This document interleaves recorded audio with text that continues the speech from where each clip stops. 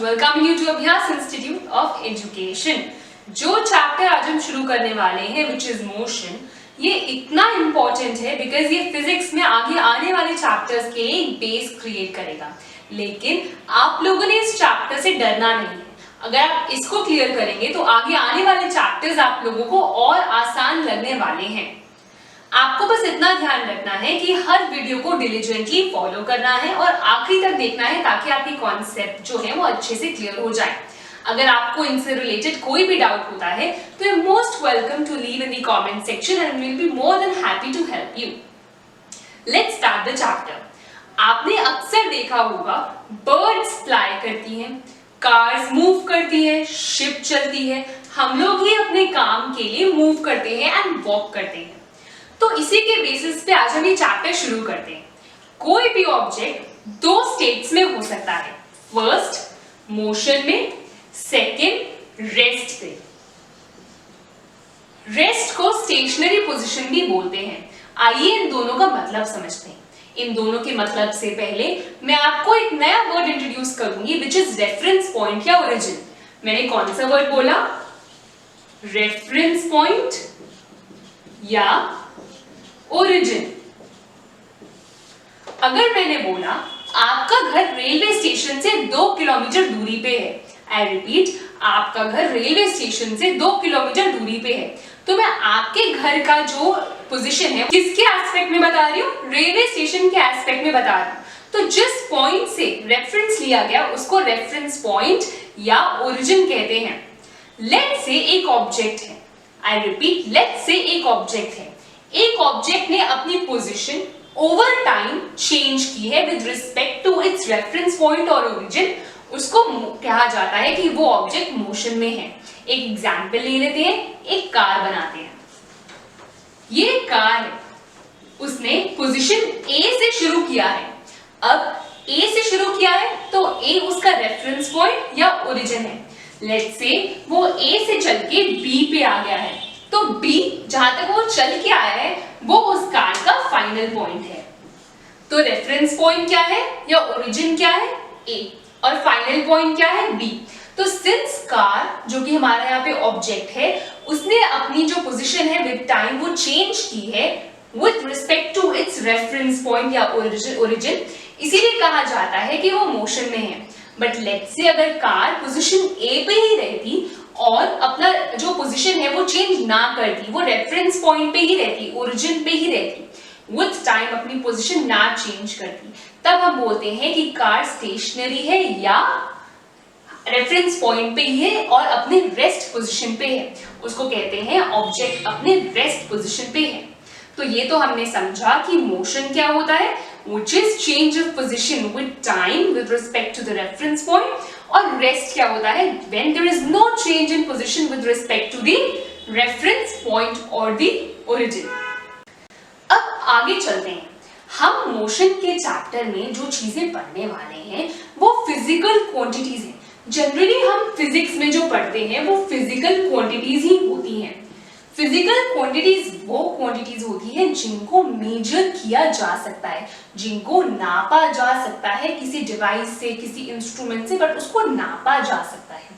तो हम फिजिक्स में जनरली फिजिकल क्वांटिटीज ही पढ़ते हैं। फिजिकल क्वांटिटीज दो प्रकार की होती हैं, आइए उन्हें समझते हैं।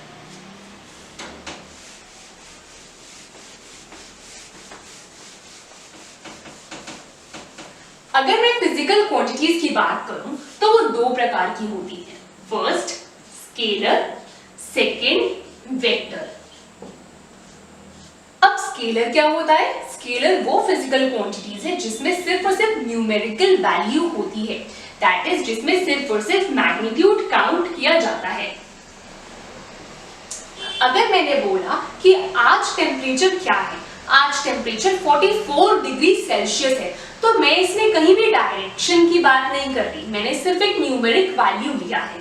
उसे न्यूमेरिक वैल्यू को मैग्नीट्यूड कहा जाता है। अगर मैंने आपसे पूछा फोर्स कहाँ पे अप्लाई हुई, तो आप बोलेंगे 10 न्यूटन फोर्स अप्लाई हुई टुवर्ड्स राइट डायरेक्शन और मे बी लेफ्ट डायरेक्शन और may be east, west, north, up, down. आप डायरेक्शन स्पेसिफाई करेंगे न्यूटन वैल्यू के साथ। आई रिपीट, आप मैग्नीट्यूड के साथ साथ डायरेक्शन भी तो स्पेसिफाई करेंगे कि किस डायरेक्शन में फोर्स लगी है। तो जिन फिजिकल क्वांटिटीज में मैग्नीट्यूड तो होगा ही और साथ साथ डायरेक्शन भी काउंट होती है, उन्हें बोलते हैं वेक्टर क्वांटिटीज। अब इसके क्या क्या एग्जाम्पल्स होते हैं, आगे मैं आपको बहुत सारी फिजिकल क्वांटिटी समझाऊंगी जिनको आप खुद ही समझ के स्केलर और वेक्टर में क्लासिफाई कर सकेंगे और आपको कोई दिक्कत नहीं होगी। Your concept will be clear absolutely. आइए हम अपने फर्स्ट फिजिकल क्वांटिटी की बात करते हैं आज के लिए, विच इज डिस्टेंस।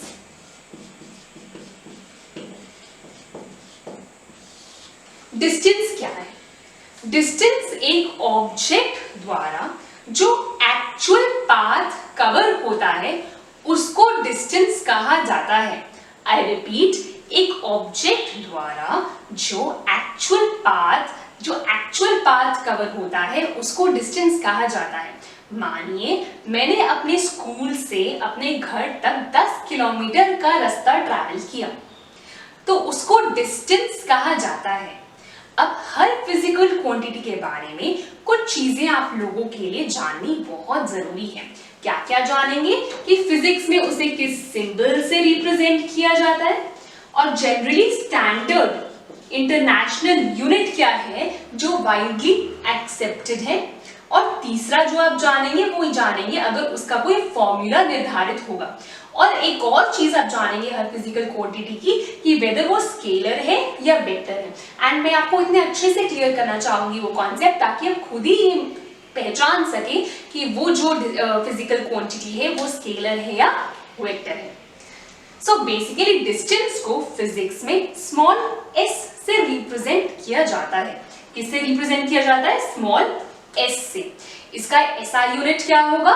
इसका SI यूनिट जो कॉमनली एक्सेप्टेड यूनिट होता है वो होगा मीटर। अब मैंने ये बोला कि डिस्टेंस में हम डायरेक्शन को नहीं देखते हैं। अब डायरेक्शन ना देख के सिर्फ न्यूमेरिकल वैल्यू या मैग्नीट्यूड देखते हैं, इसीलिए ये एक स्केलर क्वांटिटी है। तो आपको ये तीन खास चीजें डिस्टेंस के बारे में समझ आई होगी। अब थोड़ा अगले लेवल पे चलते हैं। मैं आपके लिए एक नया टर्म इंट्रोड्यूस कर रही हूँ व्हिच इज डिस्प्लेसमेंट। क्या टर्म इंट्रोड्यूस किया मैंने आपके लिए? डिस्प्लेसमेंट।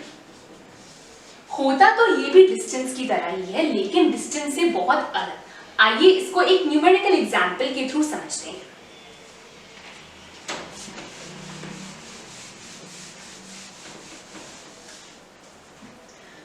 लेट्स से एक ऑब्जेक्ट ने अपनी जर्नी, एक कार का ही एग्जांपल ले लेते हैं।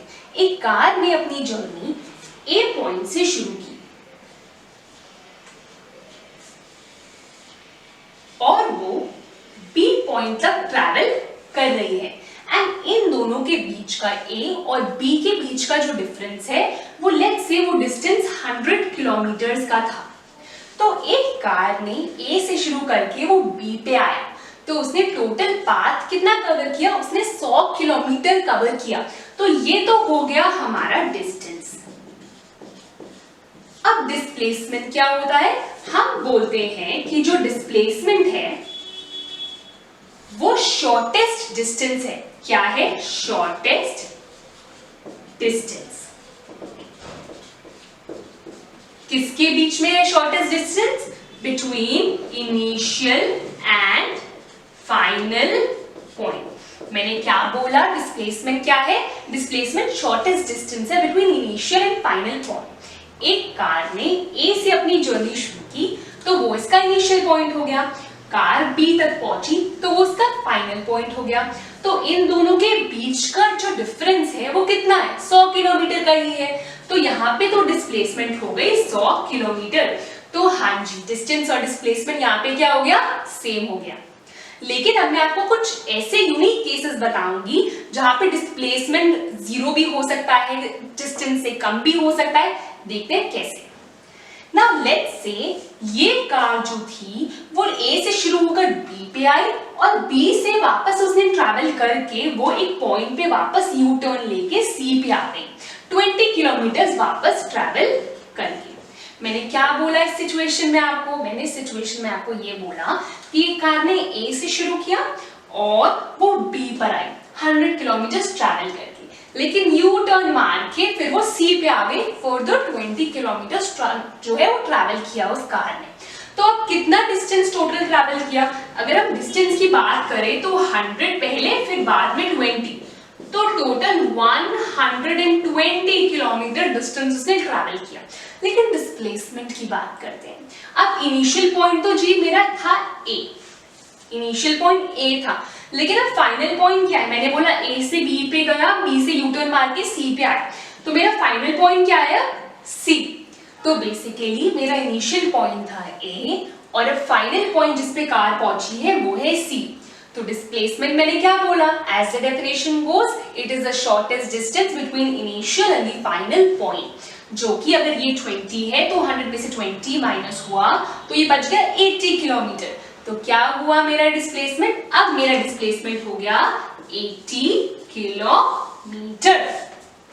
क्या आपको ये कॉन्सेप्ट समझ में आया कि डिस्टेंस और डिस्प्लेसमेंट क्या होता है? अब एक और छोटी सी चीज आपने ध्यान रखनी है। क्या ध्यान रखनी है? जो डिस्प्लेसमेंट है उसकी डायरेक्शन बहुत इंपॉर्टेंट है। अगर मैं बात करूं कि ए के रिस्पेक्ट में व्हिच वाज द ओरिजिन और द रेफरेंस पॉइंट, मेरा सी की जो डायरेक्शन है वो क्या है और डिस्प्लेसमेंट क्या है? डिस्प्लेसमेंट 80 किलोमीटर है। एंड अगर मैं डायरेक्शन की बात करूं तो ये नॉर्थ हुआ ऊपर, नीचे साउथ, यहाँ पे वेस्ट, यहाँ पे ईस्ट हुआ, तो मैं बोलूंगी डिस्प्लेसमेंट जो है वो 80 किलोमीटर ईस्ट है। तो मैंने यहाँ पे डायरेक्शन काउंट की, मैंने मैग्नीट्यूड भी लिखा और डायरेक्शन भी लिखा। आपको अभी क्लियर किया था मैंने कि जब डायरेक्शन और मैग्नीट्यूड दोनों लिखा जाए तो वो क्वांटिटी क्या बन जाती है? Vector quantity.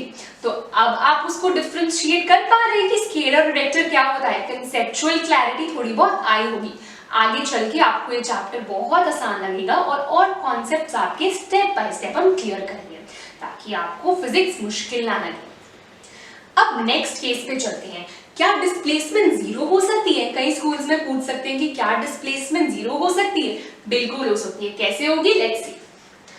अगर मैंने बोला जो कार ने स्टार्ट किया ए पोजीशन से वो बी पे जाके यू टर्न लेके वापस ही ए पे आ गई, जो उसका ओरिजिन या रेफरेंस पॉइंट था वही उसका फाइनल पॉइंट भी है। तो डिस्टेंस क्या हो गया? 100 गया और 100 आया, तो डिस्टेंस तो मेरा हो गया 200 किलोमीटर। पर डिस्प्लेसमेंट क्या हो गया?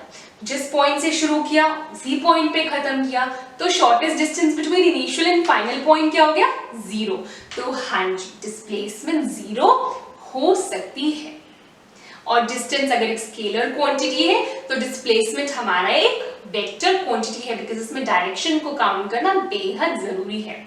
तो ये तो हमने पढ़ी दो फिजिकल क्वांटिटीज के बारे में, डिस्टेंस और डिस्प्लेसमेंट। आगे मैं आपको दो और फिजिकल क्वांटिटीज से रूबरू करवाऊंगी, which is speed and velocity. अभी हमने डिस्टेंस और डिस्प्लेसमेंट को समझा।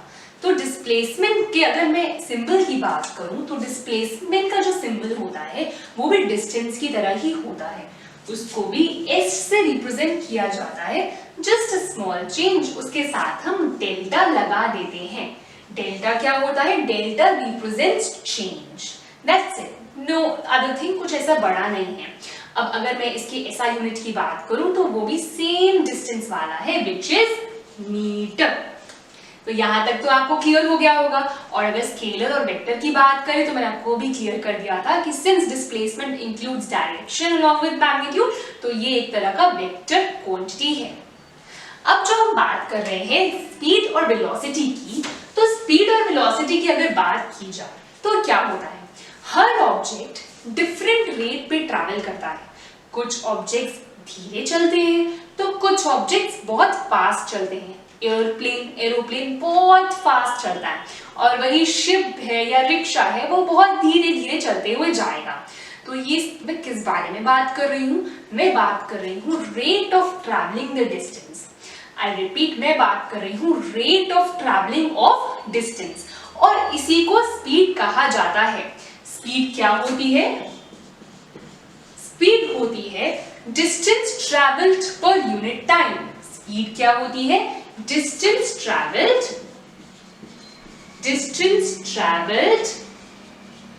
पर यूनिट टाइम या the rate of travelling of distance.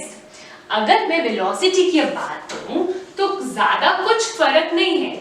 अगर मैं स्पीड में डायरेक्शन ऐड कर दूं, तो वो बन जाती है वेलोसिटी।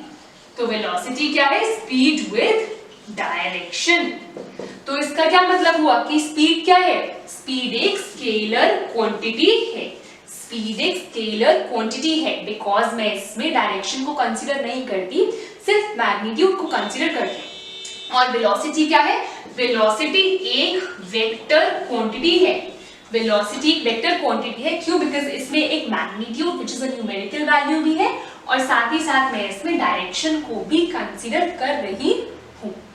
अब अगर मैं सिंबल की बात करूं तो दोनों को ही जनरली स्मॉल v से रिप्रेजेंट किया जाता है, और दोनों का ही जो ऐसा यूनिट है वो है मीटर पर सेकेंड।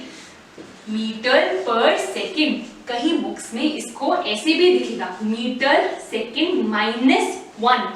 तो अगर ये लिखा हो या ये लिखा हो तो एक ही बात है, कोई मेजर डिफरेंस नहीं है। अभी ऐसा यूनिट कैसे डिराइव हुआ मैं आपको वो भी समझा देती हूँ। बहुत क्लियर सी बात है। मैंने बोला कि speed is equal to distance travelled per unit time. Distance का मेरा ऐसा यूनिट होता है मीटर, और टाइम को मैं सेकेंड्स में रिप्रेजेंट करती हूँ, तो बन गया ना मीटर बाय सेकेंड या मीटर सेकेंड -1। तो यहां से आया मेरा स्पीड का ऐसा यूनिट। अब आपको क्लैरिटी है कि स्पीड क्या होता है? Distance travelled per unit time. Velocity होता है स्पीड विद डायरेक्शन। स्पीड जो है वो मेरा क्या है? वो एक स्केलर क्वांटिटी है, तो वेलोसिटी मेरा वेक्टर क्वांटिटी है। दोनों का सिंबल v है और दोनों का ही ऐसा यूनिट मीटर पर सेकेंड है या मीटर बाय सेकेंड है। अब मैं आपको थोड़ा सा और आगे ले जाती हूं।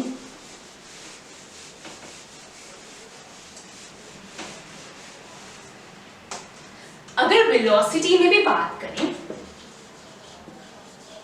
मैंने आपको अभी स्पीड का फॉर्मूला बताया डिस्टेंस अपॉन टाइम। क्या बताया? Distance upon time.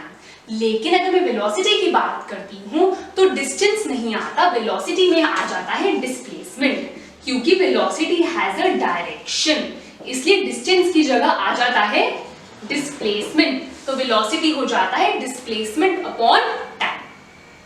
जनरली तो वेलोसिटी को हम v से रिप्रेजेंट करते हैं, बट अगर मैं वेलोसिटी को स्पेसिफाई कर दूं, क्लासिफाई कर दूं, तो दो तरह की वेलोसिटीज हो सकती हैं। पहली तरह की वेलोसिटी कौन सी होती है?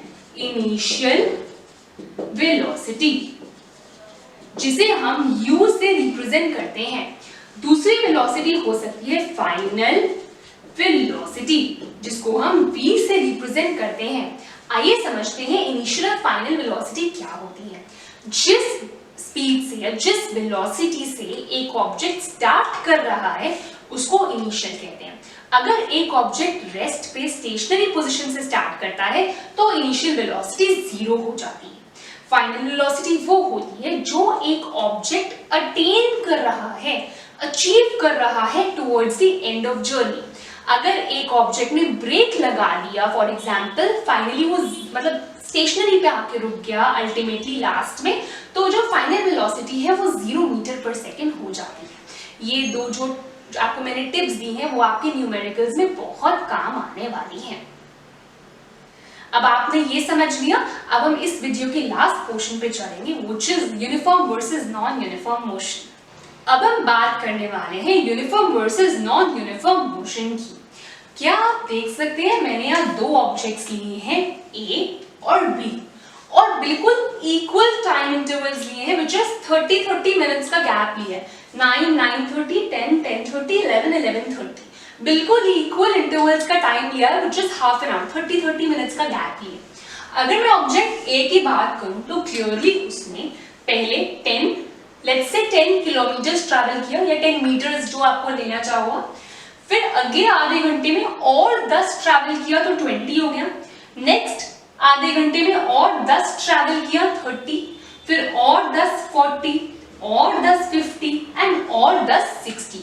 तो क्लियरली देख देख रहे हैं जैसे जैसे आधे आधे घंटे का गैप लिया, सो हर 30 मिनट्स में उसने 10 किलोमीटर, लेट्स से 10 किलोमीटर जो है वो एक्स्ट्रा ट्रैवल किया है। तो क्या देख सकते हैं, इक्वल डिस्टेंस ट्रैवल हो रहा है इक्वल इंटरवल ऑफ टाइम में। मैंने क्या बोला मैंने क्लियरली, इक्वल डिस्टेंस ट्रैवल हो रहा है इक्वल इंटरवल ऑफ टाइम में। इसी को कहा जाता है यूनिफॉर्म मोशन। जब भी एक ऑब्जेक्ट इक्वल डिस्टेंस ट्रैवल करे इक्वल इंटरवल ऑफ टाइम में, that is 10 kilometre every half hour, उसको कहा जाता है यूनिफॉर्म मोशन। वही अगर मैं ऑब्जेक्ट बी की बात करूं तो आधे घंटे में उसने 8 किलोमीटर एक्स्ट्रा ट्रैवल किए, फिर अगले आधे घंटे में उसने अप्रोक्सीमेटली 6 किलोमीटर एक्स्ट्रा ट्रैवल किया, फिर आगे जाके देखूं तो मैं I think it's almost 6 + 5 it's 11 kilometre जो उसने एक्स्ट्रा ट्रैवल किया नेक्स्ट आधे घंटे में। तो इक्वल इंटरवल्स तो है, पर जो वो हर आधे घंटे में वो ट्रैवल कर रहा है वो अनइक्वल डिस्टेंसेस है। I repeat, equal intervals of time तो है, बट जो उसका ट्रैवल हो रहा है वो अनइक्वल इंटरवल्स में हो रहा है। यहाँ पे तो 10 से चेंज आ रहा था, 10 हर आधे घंटे में 10 कवर कर रहा था, बट यहाँ पे वेरी डिस्टेंस कवर कर रहा है इक्वल इंटरवल्स ऑफ टाइम में। इसको कहा जाता है नॉन यूनिफॉर्म मोशन। क्या कहा जाता है? Non uniform motion. बहुत इजी कॉन्सेप्ट था, एक छोटा सा कॉन्सेप्ट बचा है, उसको फिनिश करके हम वीडियो को वाइंड अप करने वाले हैं। लास्ट और छोटे से टॉपिक पे चल रहे हैं। हमने स्पीड और वेलोसिटी को तो समझ लिया, अब हमें समझना है एवरेज स्पीड और एवरेज वेलोसिटी को। ये एवरेज स्पीड और एवरेज वेलोसिटी क्या चीज है? एवरेज स्पीड का फॉर्मूला होता है total distance travelled upon total time taken. क्या बोला मैंने? Total distance travelled upon total time taken. Let's say एक ऑब्जेक्ट ने, एक एग्जांपल भी है छोटा सा, 16 मीटर ट्रैवल किया 4 सेकेंड में एंड अगले 16 मीटर ट्रैवल कर लिया जी 2 सेकेंड में। तो एवरेज स्पीड क्या हो जाएगी? डिस्टेंस कितना ट्रैवल किया? 16 + 16। टोटल टाइम क्या हो जाएगा? 4 + 2। तो आंसर आ गया 32/6। इसको आप जब सॉल्व करेंगे उसको फिर आप मीटर पर सेकेंड लगा देंगे, बिकॉज ऐसा यूनिट स्पीड का मीटर पर सेकेंड ही होता है। तो मैंने क्या बोला? एवरेज स्पीड का क्या फॉर्मूला है? Total distance travelled upon total time taken. छोटे से न्यूमेरिकल से हमने अपने कॉन्सेप्ट को जल्दी से क्लियर कर लिया। अगर मैं एवरेज वेलोसिटी की बात करूं तो एवरेज वेलोसिटी क्या होती है? बहुत सिंपल सा फॉर्मूला है, initial velocity plus final velocity upon 2। Average velocity क्या होती है? Initial velocity plus final velocity upon 2। Average means divide by 2। तो इसका भी जो मेरा ऐसा यूनिट होगा वो मीटर बाय सेकेंड ही होगा। किसी भी फॉर्म में ये ऐसे भी लिखा आ सकता है, ऐसे भी लिखा आ सकता है। फाइनली हम अपनी वीडियो खत्म कर रहे हैं। छोटे छोटे जो कॉन्सेप्ट्स थे, इंपॉर्टेंट जो कॉन्सेप्ट्स थे वो आप क्लियर कर चुके हैं। आपको आगे आने वाले चैप्टर में कोई दिक्कत नहीं आएगी और न्यूमेरिकल्स भी आप फट से कर लेंगे, मुझे आप पे पूरा भरोसा है। For more such videos, do subscribe to our channel, hit the like button and also the bell icon for more notifications of our videos. And have a very good day. Keep watching, keep learning.